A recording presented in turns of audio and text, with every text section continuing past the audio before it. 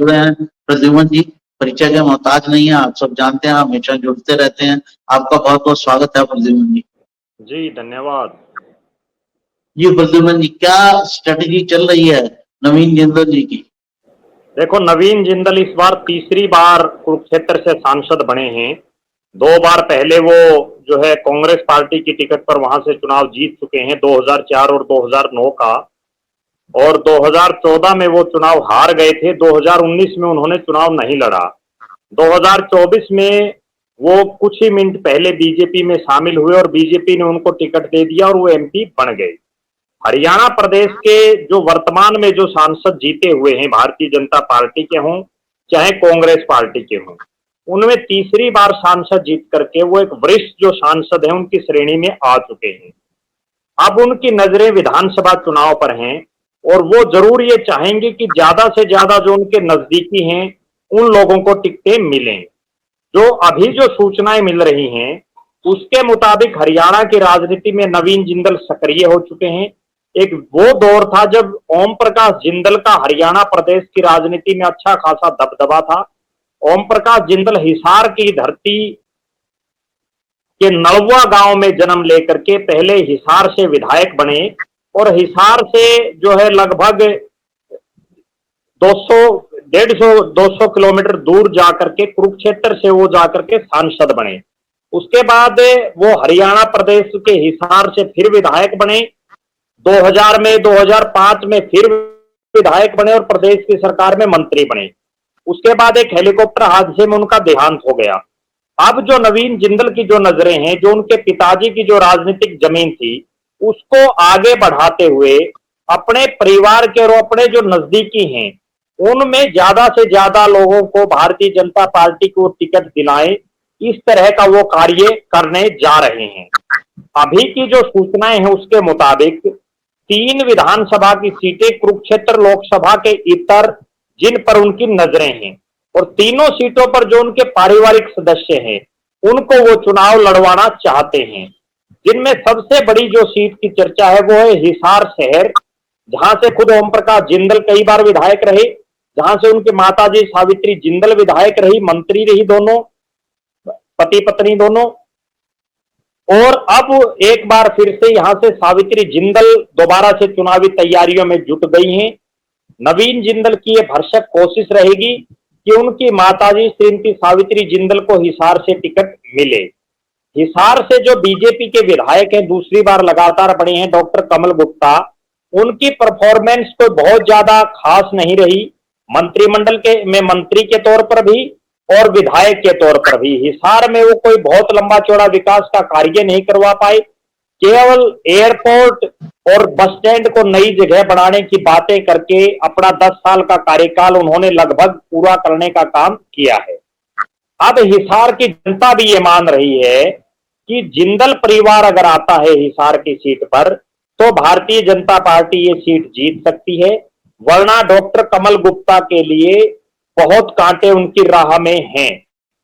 निश्चित रूप से हिसार की सीट पर सबसे पहली और सबसे बड़ी नजर नवीन जिंदल की होगी और जहां तक मेरी सूचना है सावित्री जिंदल यहां से भारतीय जनता पार्टी की टिकट के लिए हर संभव कोशिश करेंगी और वो टिकट मिलने की भी उनको पूरी संभावना है। दूसरी जिस सीट पर नजरें हैं नवीन जिंदल की वो सीट है रोहतक शहर की। रोहतक शहर से जो उनके बहनोई हैं मनमोहन गोयल, जो अभी वहां नगर परिषद जो नगर निगम रोहतक है उसके मेयर भी रहे हैं, हालांकि अब उनका कार्यकाल पूरा हो चुका है। 5 साल वो जो है मेयर रहे और मेयर के तौर पर वो लगातार लोगों के बीच में रहे। मनमोहन गोयल का राजनीतिक परिवार रहा है, उनके जो पिताजी हैं वो मंत्री भी रहे हैं, रोहतक के विधायक रहे हैं और उनका अग्रवाल समाज में बहुत बड़ा नाम रहा है। कहीं ना कहीं मनमोहन गोयल को टिकट दिलाने के लिए हर संभव प्रयास नवीन जिंदल यहां भी करेंगे। यहां से जिसको बीजेपी ने पिछली बार टिकट दिया उससे पहले दी, मनीष ग्रोवर कुछ ही रोज पहले ये घोषणा कर चुके हैं कि वो रोहतक से अगला चुनाव नहीं लड़ेंगे।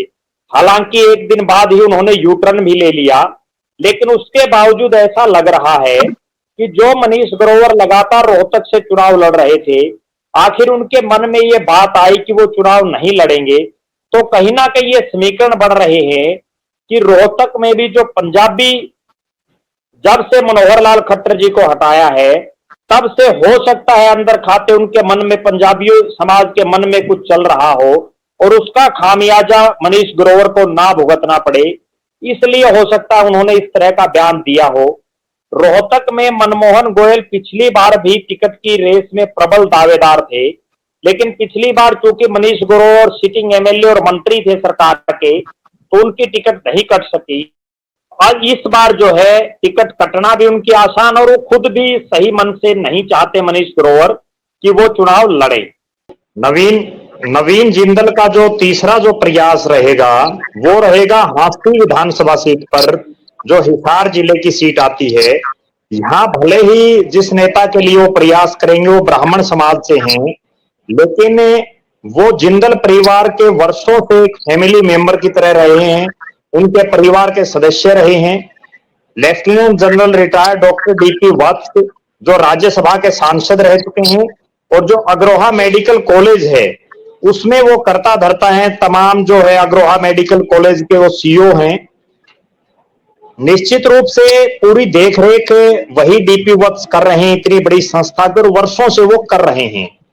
और जिंदल परिवार जब भी राजनीतिक या सामाजिक कोई कार्यक्रम करता है तो उसमें भी जनरल डीपी वत्स को एक बड़ी जिम्मेदारी दी जाती है। अभी अगर मैं बात करूं कुरुक्षेत्र लोकसभा क्षेत्र के चुनाव की, तो नवीन जिंदल तो टिकट मिलने के तुरंत बाद विदेश में चले गए थे। वहां पूरे चुनाव को मैनेज और पूरे चुनाव को लड़ने का काम जनरल डीपी वत्स ने ही किया, और उनको भारतीय जनता पार्टी ने कुरुक्षेत्र लोकसभा क्षेत्र का सह प्रभारी भी बना रखा था बीजेपी संगठन ने। और उन्होंने 9 की 9 विधानसभा क्षेत्रों में पूरा प्रचार और प्रसार किया।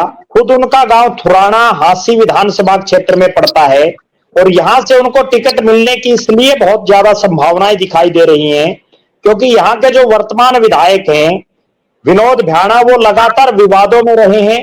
अभी भी एक बहुत बड़ा विवाद उनके साथ जुड़ा हुआ है, जिसमें हांसी में कोई एक जमीन पर कब्जे को लेकर के एक बहुत बड़ी कार्रवाई की गई, जिसमें गोली तक चलाने की बातें चली कि विधायक के ऊपर गोली चलाने का प्रयास किया गया।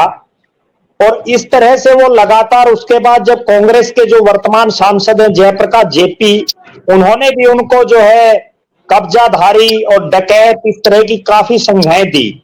कुल मिलाकर के हांसी में जो माहौल है वो ये है कि पिछले अपने 5 साल के लगभग कार्यकाल में विनोद भ्याणा विकास के नाम पर कुछ नहीं करवा पाए।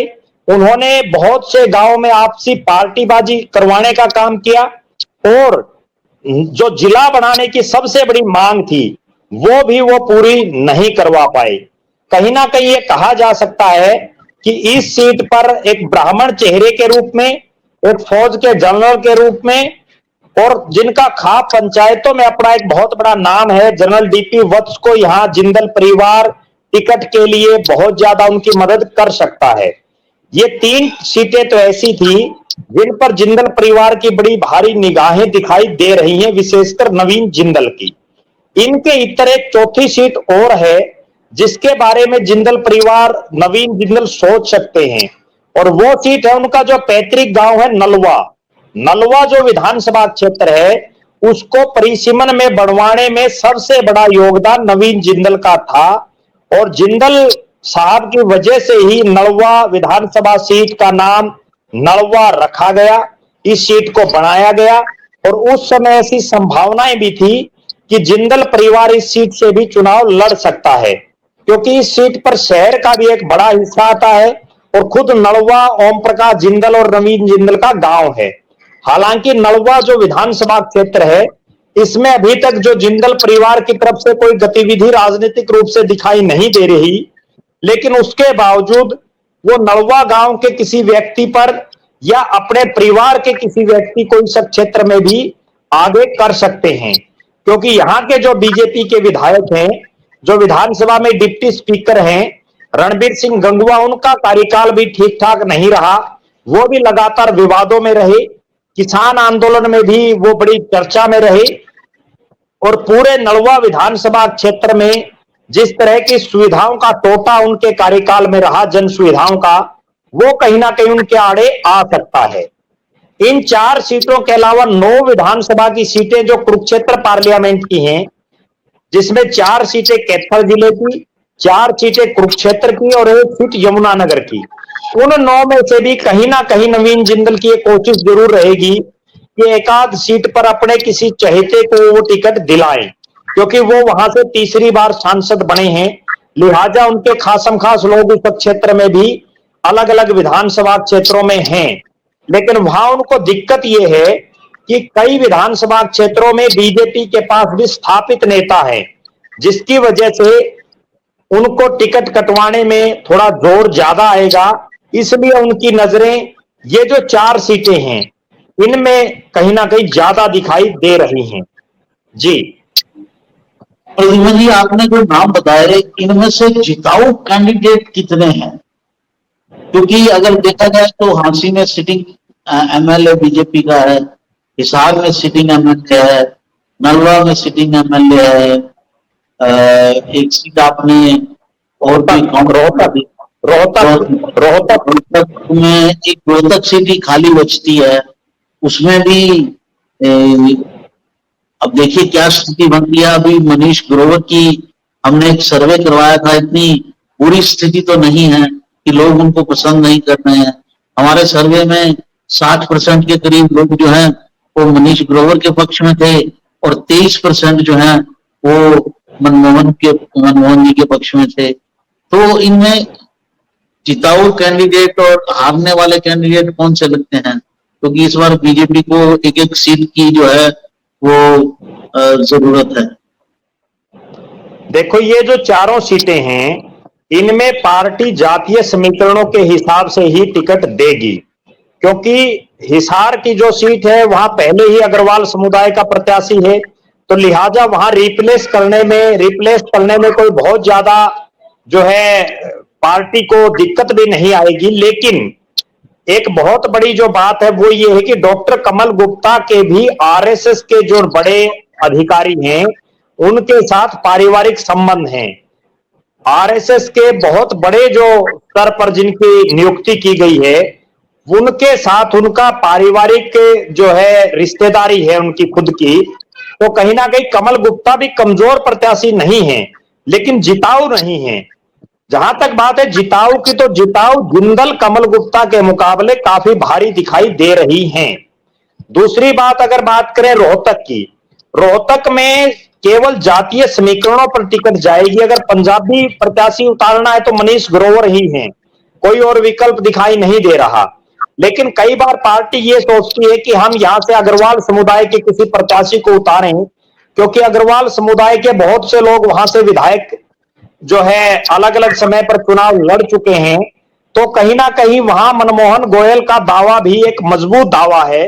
हार जीत की वहां पोजीशन ये है आज के दिन कि वहां कांग्रेस का प्रत्याशी दोनों ही, चाहे मनमोहन गोयल हो और चाहे मनीष ग्रोवर हो, दोनों पर कांग्रेस का प्रत्याशी कहीं ना कहीं भारी पड़ता दिखाई दे रहा है। तीसरी जो सीट है हांसी विधानसभा की, हांसी विधानसभा में हालात ये है कि विनोद भाना चुनाव नहीं जीतने की हालात में है, क्योंकि विनोद भाना का जो राजनीतिक इतिहास है अगर हम पिछले सालों का भी उठाएं तो भी वो एक चुनाव जीतते हैं और अगला बुरी तरह से हारते हैं।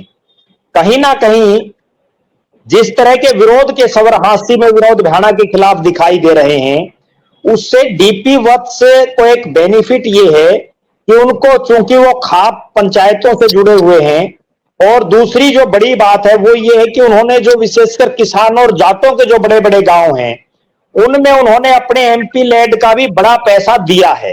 उन्होंने जब प्रधानमंत्री सांसद आदर्श ग्राम योजना जो मोदी जी ने लॉन्च की थी, उसमें जब गांव गोद लेने की बात आई तो उन्होंने क्षेत्र का जो एक सबसे क्रांतिकारी जो गांव है इस विधानसभा क्षेत्र का, कंवारी गांव, उस कंवारी गांव को उन्होंने गोद लेने का काम किया और उस कंवारी गांव में उन्होंने लाखों रुपए अपने एमपी लेड से भी और सरकारी योजनाओं से भी देने का काम किया। हल्के के बड़ा गांव पड़ता है उमरा जो मलिक सातबास खाप पे आता है, जिसमें 9 गांव हांसी हल्के में पड़ते हैं उस खाप के 11 में से, और उस उमरा गांव में भी उन्होंने लाखों रुपए देने का काम किया है।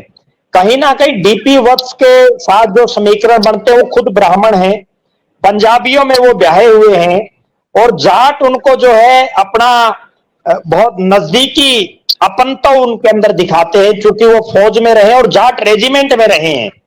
जो एक बहुत बड़ी बात यह है कि वो खुद जाट रेजिमेंट में उन्होंने नौकरी की है। तो कहीं ना कहीं ये कहा जा सकता है कि विनोद भ्याणा के मुकाबले डीपी वत्स बहुत ज्यादा मजबूत उस इलाके में हैं। चौथी जो सीट है नलवा विधानसभा, नलवा में इतना तय है कि जिस तरह के हालात और समीकरण हैं और 5 साल का लगभग जो रणबीर गंगवा का वर्तमान कार्यकाल, 5 साल का इससे पहले का कार्यकाल और उनका राज्यसभा का कार्यकाल, अगर वो सारा 15 साल का उनका कार्यकाल जोड़ दें तो भी वो नलवा विधानसभा क्षेत्र में विकास के नाम पर कुछ नहीं करवा पाए। वो तो सिर्फ हालात और परिस्थिति ऐसी बनती है कि वो चुनाव जीत जाते हैं। पिछले दोनों जब वो चुनाव जीते, मैं एक उदाहरण दूं दर्शकों को, रणबीर गंगवा जिस नलवा विधानसभा से चुनाव लड़ते हैं वो जाट डोमिनेटेड सीट है, जिसमें सबसे ज्यादा जाट मतदाता किसान मतदाता हैं। 2014 के चुनाव में उन्होंने चौधरी ओम प्रकाश चौटाला की पार्टी इनेलो से चुनाव लड़ा और जाट मतदाताओं ने बम्पर वोटिंग उनके पक्ष में की चौटाला साहब की पार्टी की वजह से, और वो चुनाव जीत गए।